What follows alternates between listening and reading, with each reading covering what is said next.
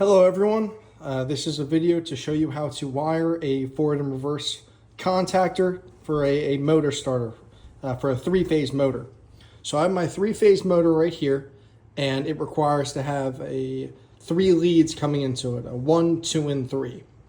So if you reverse any of the two of them, then that will make it go from forward to reverse. And when I say flip the two of them, I mean for these three leads right here, these are my incoming ones, the white, green, and then a little bit lighter green. So if I flip any two of these, if there's always the same three phases coming in, then you would see that these screws right here would change direction when they turn.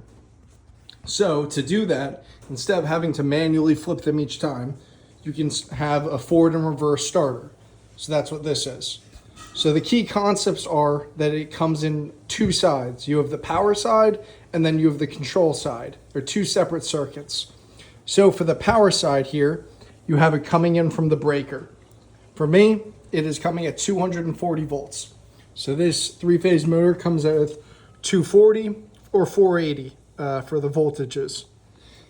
So I have actually a capacitor as well for my motor because I'm running a three-phase motor off of single phase.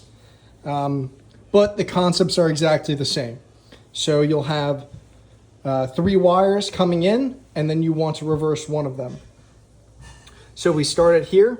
We have the three wires coming in. I have two on the left and one on the right. So you'll see the two come in right here to the 1 and the 3, and then one into the 5. And all you have to do is just reverse one of them on this side. So I reversed the 1 and 3, and the 5 stayed the same, as you can see. Then on here, it comes down, and then you just plug the 1, 2, and 3, or in this case, it's 2, 4, and 5, or 2, 4, and 6, 2, 4, and 6, into the first, the second, and the third of my my air switch. So that is the controls or the power side of it. So there's three phases coming in, and then it comes this way, the three phases coming out. But how do you control that? So we already have the forward and the reverse because we flipped them, and the control side of it comes from a separate power source for me. So it comes from this outlet over here. So you'll see that an outlet has two prongs to it. So if you take them apart, you'll have two wires coming out of it. For this case, sometimes you have a ground, which is when you have three prongs coming into your outlet. For mine, I only have two, which is a lead and a neutral. So I'll break these two apart. So I have the black and the white coming in. So this is alternating current power, so it doesn't really matter which one you have, but I have two push buttons here, and each one of them controls a forward or a reverse. So the way that these are wired is you'll have one side coming in to the control circuit of your contactor. So for my contactors, it's A1 and A2, which control the coil inside of the contactor to allow the power to flow through it. So this is a normally open contactors. So when I have my control circuit flow through it, it closes it and allows power to flow through. So right here, I'm gonna look through this and then I'll see, okay, I'm gonna wire a circuit coming from my air switch to my control circuit, and the thing that interrupts it will be a momentary push button. So that's what I have for each one of them. So I have two wires coming from both sides of the air switch. Those are the two different circuits, one for the forward and one for the reverse.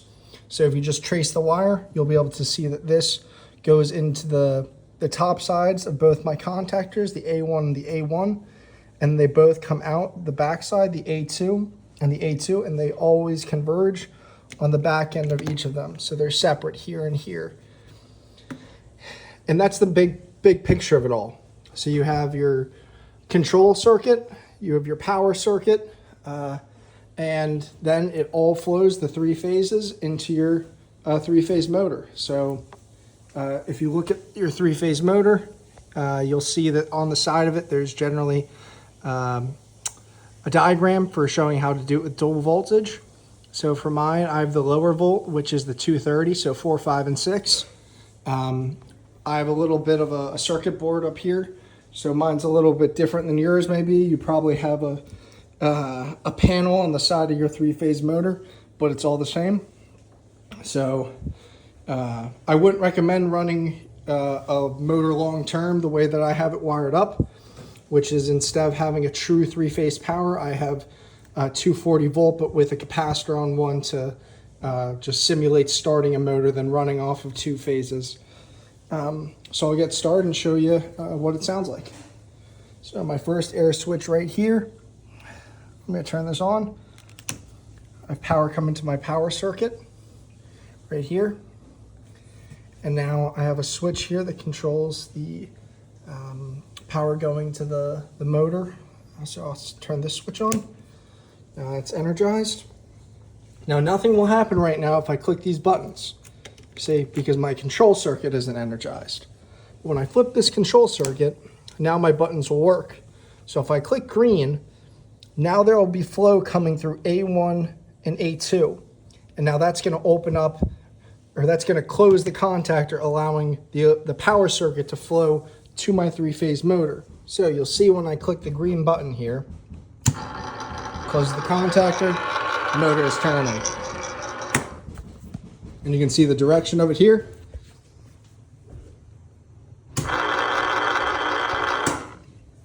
Now the red button will go in reverse. So this is a bit of a complicated machine, so you won't be able to see the screws turning clockwise right away. There's a bit of a lag to it. So I'll click the red button, motor's turning, and there we go. So that is a tutorial on how to run three-phase power to your motor, and how to build a small forward and reverse motor control center. Thanks for watching.